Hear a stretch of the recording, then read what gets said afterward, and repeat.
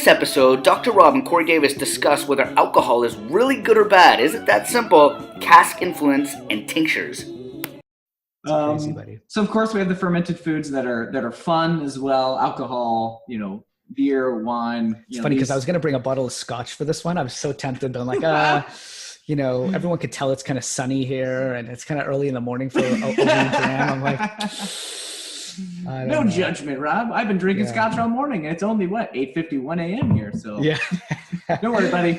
You got company. Yeah. So fermentation, of course, can create compounds that are. I don't know where you weigh in on alcohol. I have it as it's pretty much a poison all the time. I don't think it's a beneficial compound. I think that it's beneficial only to the soul, so to speak, in the sense that it's good at stress relief and it's good at getting us to feel relaxed and not anxious. But the amount that it takes to get that versus the negative health impacts, I wouldn't even care to. I so agree with you beyond. I mean, when you think of like a shot, like a 1 ounce, let's say of like a 40% whiskey or something, maybe in the context of one of those or even less, depending on the person, genetics, all of that. I mean, arguments. So, does it thin the blood a little bit and can that have some benefit over time? So, a wee little bit over time, that might be an interesting benefit. But in context to our diet and genetics and everything else, like maybe that has some sort of advantage over the other person who consumes the same diet versus not. I don't really know, but I think you're right. I think you're bang on. It's just such a poison to the cell. What I think is where it gets really interesting is when you start using cask influence.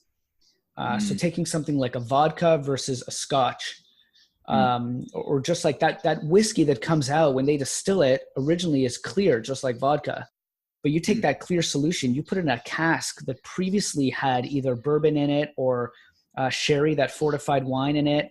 Now you put that clear fluid into the cask, and you leave it there over a long period of time, years. The alcohol is a solvent. It's like a botanical tincture. You're extracting all those compounds from the wood. We spoke about it last time, vanillins and all these interesting compounds. So now you have a scotch that smells and can taste like so many different flavors. Like with coffee, you can like bourbon casks. You'll get a lot of honeys and vanillas and butterscotch and toffees and things like that. The sherry will impart certain flavors of oxidized sherry over a long period of time. Raisins, prunes, you might even get apricots. Then depending on the amount of time you put in there, you might taste apple, pear, and so forth. And it really is remarkable. It really, really is. If you start tasting certain things over time and your palate gets used to it, you experience these different flavors. And it's fascinating. These flavors aren't just there because they must have an impact on the body in some way in small amounts. I mean, if you're just going to booze it, forget about it. You lost. But in small amounts, tasting these things, it could be a tonic. You could be tonifying the body in certain ways. What is small? I mean, I don't know, half a shot to a shot, sipping it over half an hour. I don't know. Nobody knows. But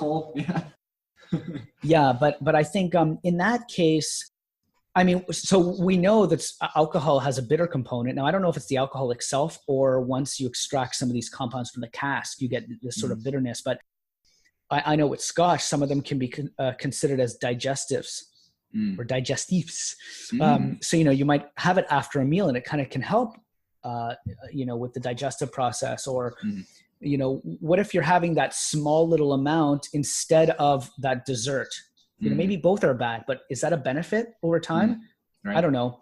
So I think it's just really, really interesting, what you're distilling from the grain and the alcohol, that's that poisonous byproduct from bacteria or yeast. And then what it does to extract compounds. I mean, we know that if you just take ethyl alcohol and you mix it with herbs, I mean, that's how herbs have been used for tinctures for a long time, maybe hundreds of years, maybe more. And those have beneficial properties for sure, but in specific dosages. Right. In fact, there are some interesting tinctures, small dosages have one effect and large doses have another effect. Lemon balm, for example, right? We know at smaller dosages, it enhances mental awareness, focus, and so forth. At larger doses, it has more of that calming effect. So you have opposite effects at different dosages, which I find is fascinating. Totally. but you could take lemon balm and use alcohol to extract it. So is that bad? Is the alcohol bad? Alcohol is, but the alcoholic beverage that's created, that tincture, is very good in context of dose, magnitude, and how long you're taking it. So, yeah, I'm with you. What do you think? Yeah, same way. It's just, I don't think that it's healthy to have the mindset that alcohol is a healthy food. And I blame the government for this. Definitely not. Yeah. So I think that's as far as I go with it. Anything, we're all going to drink, most of us are going to drink alcohol from time to time. It's just, and that's fine. That's just part of living. But don't ever think like, oh, I'm doing myself something good here by one glass of red wine every day is the equivalent of going for a jog. You're out of your goddamn mind. No, you know what I mean? No. Like, let's you're getting be a serious. side benefit from you actually just want to feel a little buzz coming on, and the side benefit is there's antioxidants. Think of it that way, not the absolutely. Other way. I don't know who did that study. You know what they were on when they wrote that study, but they're wrong. They're wrong. Exactly. No, it's not the same. Put on some sneakers and just get to it, man. I'm with you. Absolutely. So there's an